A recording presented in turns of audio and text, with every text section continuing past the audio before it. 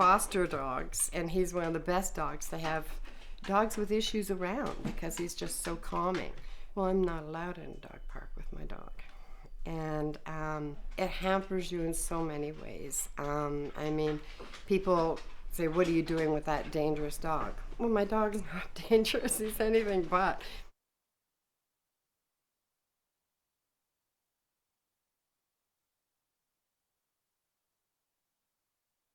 When my son first said he was going to get a pit bull type dog, I had nightmares because I believed the media and I believed the hype.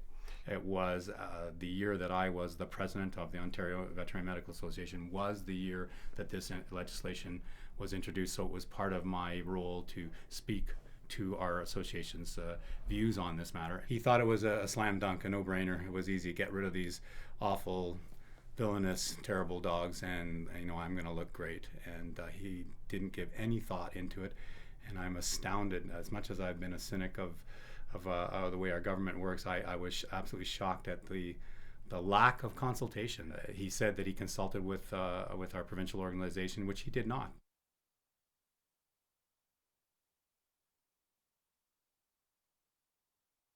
So there really is no such thing as a pit bull. What people think they know as a pit bull is usually a mix of several different breeds. Well, right now we have a law that is breed specific. It's aimed at quotes unquote pit bulls, although it's a descriptive law. So it describes the way a dog looks, broad shoulders, short snout, pointy ears, long tail, that kind of thing. That's what this current government came up with.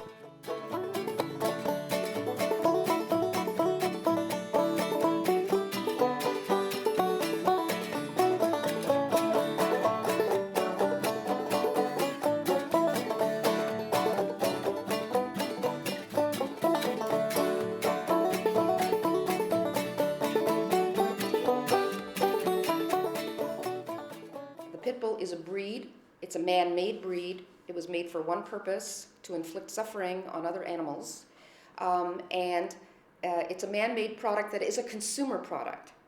If you had 400 brands of painkillers and one was systematically producing more sickness and death or adverse effects than the other 399 or 395, because there's other high-risk breeds, you'd say, hey, is this really safe to be on the market? They love to fight, and they don't feel pain. And you can beat them, you can burn them, you can do anything you want. That's the reason they've never been able to get other dogs to fight. Well, I used to be able to go out with my dogs and have a good time and go to parks. And now I have to put a muzzle on him, which makes him look intimidating when he's not.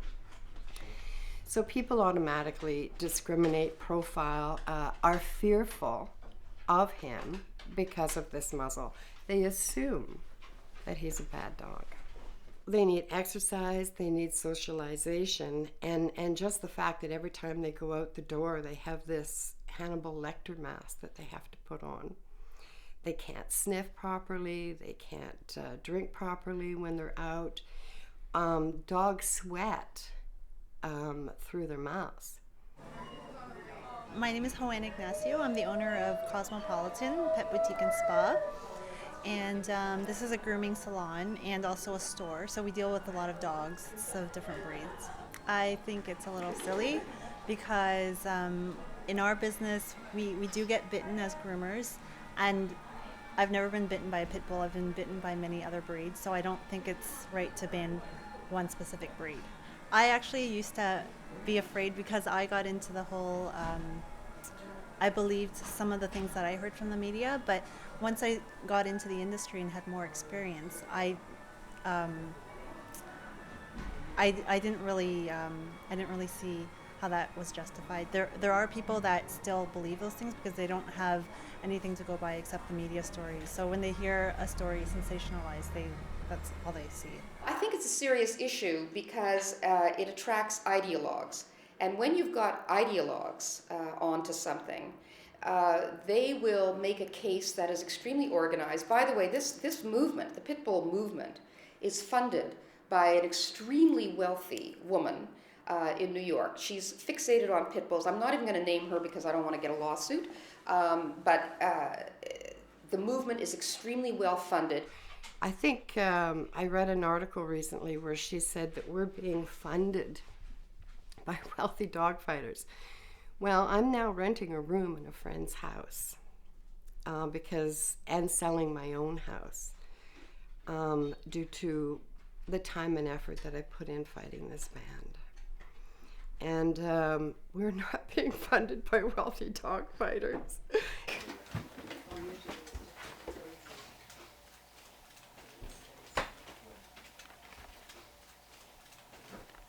But the fact is that the only reports you see in media are when a dog does something wrong, and it's usually owned by an irresponsible owner.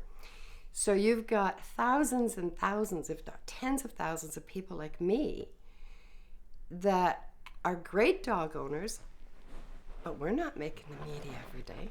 And we knew that to ban, thousands and thousands and thousands of dogs and turn their owners into second, third class citizens.